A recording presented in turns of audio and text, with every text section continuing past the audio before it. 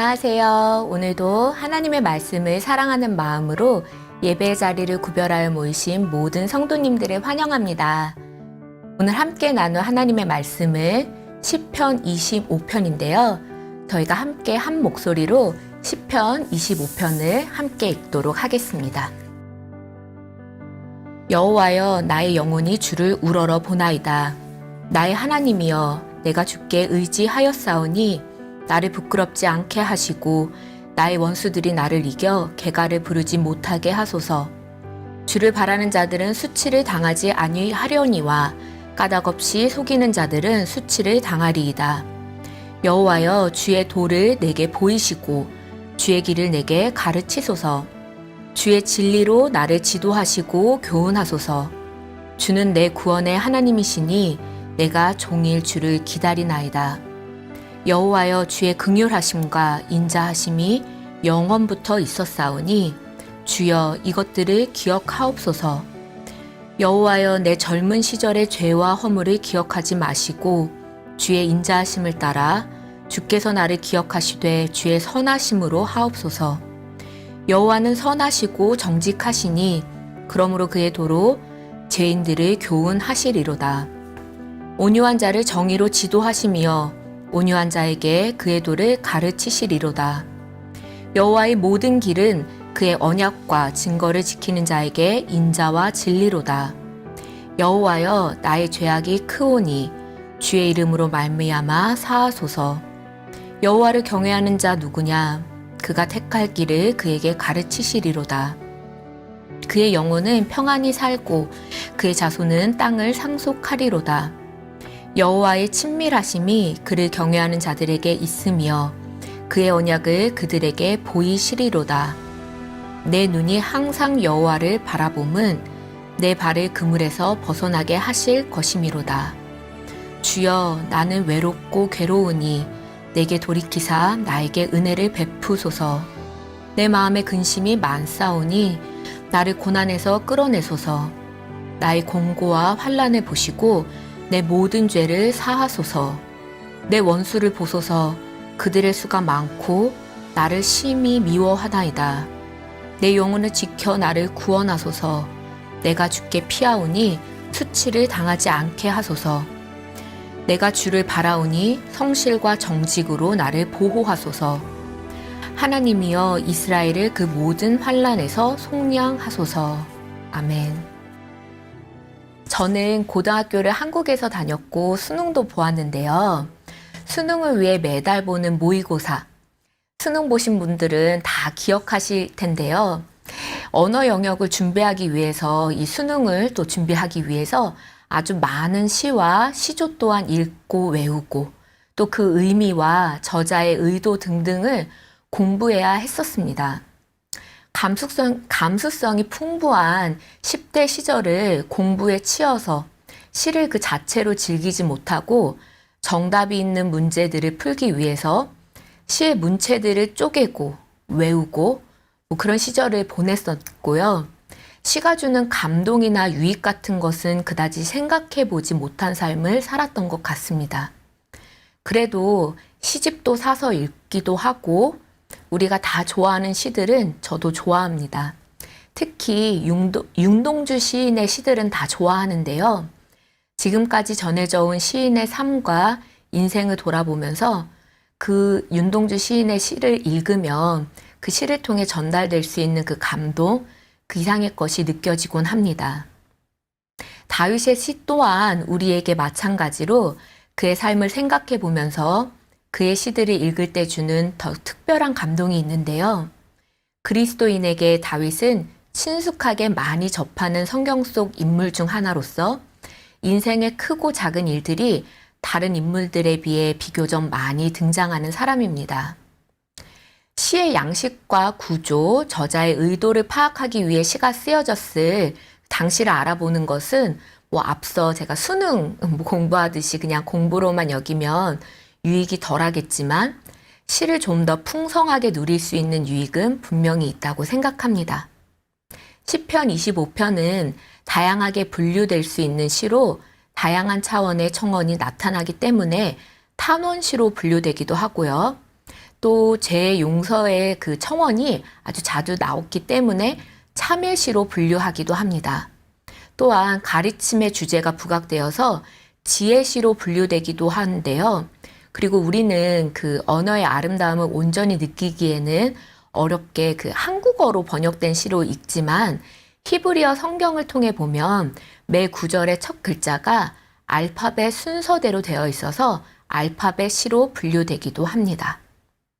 그리고 이 시를 8개의 연으로 분석해서 이렇게 하나하나 살펴보는 또 그런 시간을 가질 수도 있는데 또 하나하나 자세하게 살펴볼 유익이 있겠지만 이 아침에 짧은 시간 동안 공부처럼 이 시를 읽는 것이 과연 우리에게 얼마나 그 묵상에 도움이 될까 하는 생각이 들어서 자세히 나누고 살펴보는 시간은 나중에 기회가 되면 나누는 것이 좋겠습니다. 시의 한 구절 한 구절 자세히 나누지는 않아도 특별히 나누고 싶은 원어적 표현이 주는 그 아름다움을 함께 생각해 보고 싶은 구절들이 있는데요. 1절에서 여호와여 나의 영혼이 주를 우러러 보나이다 라는 표현은 원어를 직역했을 때 당신께 여호와여 나의 영혼을 내가 들어 올립니다가 됩니다. 나의 영혼을 여호와께 들어 올린다는 표현에서 시적 표현으로 당신, 여호와를 앞에 두어서 신뢰의 대상을 강조하고 있는 이 아름다운 표현이 한국어로 번역되었어도 그 표현의 그 아름다움이 느껴지는 첫 시작이 아닐까 생각합니다. 그리스도인들은 여호와 하나님을 신뢰함으로 살아갑니다. 필요로 하는 모든 도우심과 내 영혼을 온전하게 안전히 지켜주시는 분은 오직 여호와 하나님이십니다. 그 때문에 이 다윗의 고백이 우리에게도 진심의 고백이 되는 것 같습니다. 제가 MDB 과정 첫 학기 때 그 신학부 모든 신입생들이 1박 2일 수련회를 간 적이 있었거든요. 학교에 이제 한국 사람들끼리 많이 없으니까 또 한국 사람들로만 이렇게 그룹을 묶어서 그룹 활동을 하게 해주었었는데요. 그 수련회 그 저녁 그룹 디스커션 하는 그 주제가 내 인생에서 가장 힘들었을 때를 나누어 보세요 였는데요. 거기 나누시는 그 분들이 인생에 힘들었을 때 사업에 실패했을 때가 가장 힘들었습니다. 아니면 가장 믿었던 사람에게 배신당했을 때가 가장 힘들었습니다.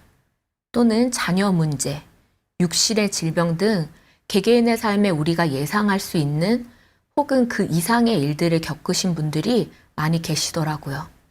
그리고 또 그 일을 통해서 주님을 더욱 만나고 또 이제 그 자리에 모이신 분들은 그런 힘든 일을 통해서 이제 사역자의 길로 헌신하기를 순종하셨다고 하셨습니다. 하나님께서 주의 종을 부르실 때, 저런 극심한 고통 중에 부르시는 것은 뭐 다 그렇게 부르시는 것은 아니겠지만, 그래도 저렇게 어려움을 통해서 주님께서 우리를 부르시는구나, 이렇게 느꼈던 적이 있었는데요.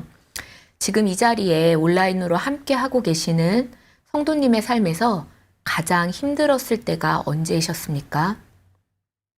저희가 그런 나눔을 하고 난 후에 그 데니엘 누만 교수님이 말씀을 전해 주셨었거든요. 그 교수님께서는 이 디스커션을 나눈 저희에게 본인이 인생에서 가장 힘들었을 때는 자신이 얼마나 연약하고 악한 죄인인지를 마주할 때마다 가장 힘들다라고 하시더라고요. 그 순간 마음 가운데 일어나는 큰 울림이 있었는데요. 한 7년 정도가 지난 지금도 그때 그 순간이 기억납니다.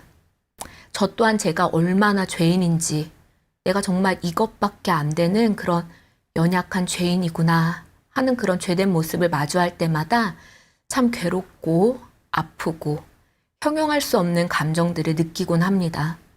그리고 그 순간을 시로 표현한 다윗의 시가 어찌나 절절하게 와닿는지 모르겠습니다.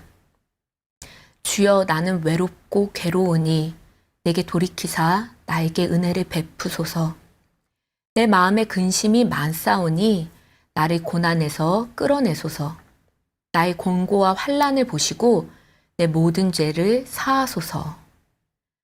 하나님의 사람이 이 세상에서 고난을 당하고 조롱과 수치를 당하는 가장 큰 이유는 죄 때문입니다. 모두가 다 그렇다는 건 아니지만 많은 경우 죄로 말미암아 맞닥뜨린 어려움입니다. 그렇기 때문에 우리가 어려운 일이나 조롱이나 박해를 당할 때에 먼저 우리의 내면을 바라보아야 합니다. 나의 죄된 습성을 또 참지 못하고 표출했던 말과 행동을 또 말씀대로 살지 않았던 그런 나의 모습들을, 나의 지난 시간들을 회개해야 합니다. 그런데 말씀대로 매일을 살아가는 것이 어찌 말처럼 쉬운 일인가요? 쉽지 않기 때문에 5절에 나오는 주의 진리로 나를 지도하시고가 간절한 바람이 되는 것이 아닐까 생각해 봅니다. 주의 진리로 나를 지도하시고의 그 본문을 직역해보면 당신의 진리 안에서 내가 걷게 하소서라고 표현할 수 있는데요. 걷게 하소서의 표현은 문법적으로 걸어가게 하다, 그 cause to work의 work의 뜻을 가지고 있습니다. 주의 진리로 나를 이끌어 달라고 간구하는 것은 무슨 마음에서 비롯된 것이겠습니까? 우리가 진리 안에서 걸어가는 일은 스스로 할 수 있는 것이 아니라 오직 주님께서만이 도와주셔야 할 수 있다는 것을 그 말씀으로 보여주는 것이 아닐까요? 주의 진리 안에서 걸어간다는 것은 주님의 말씀이 내 삶의 기준이 되지 않으면 그 안에서 걸어갈 수가 없습니다. 그리고 말씀이 내 삶의 기준이 된다? 정말로 그렇게 살아간다? 그것은 주님의 도우심 없이는 가능한 삶이 아닙니다. 오늘 우리는 오늘 하루의 삶을 통해서 여호와 하나님을 신뢰함으로 또 주의 진리 안에서 온전히 걸어가는 우리 모두가 되기를 기도합니다. 기도하시겠습니다. 하나님, 저희가 주의 도우심이 없이는 살아갈 수 없는 연약한 존재임을 기억해 주시고 또 우리의 그 어려움 시간을 당할 때에 하나님의 그 선하심으로 그 도우심으로 우리를 구원해 주시기를 간절히 기도합니다. 주님, 우리 인생에서 주님의 도우심이 없이는 주의 손길이 없이는 그 주님께서 이끌어 주시는 그 인도하심이 없이는 살아갈 수 없음을 고백합니다. 오늘의 삶에 그리고 앞으로의 삶에 우리의 매일에 주님 늘 함께하여 주시고 주의 진리로 주의 도로 우리를 인도하여 주시옵소서. 감사드리며 예수님의 이름으로 기도드립니다. 아멘.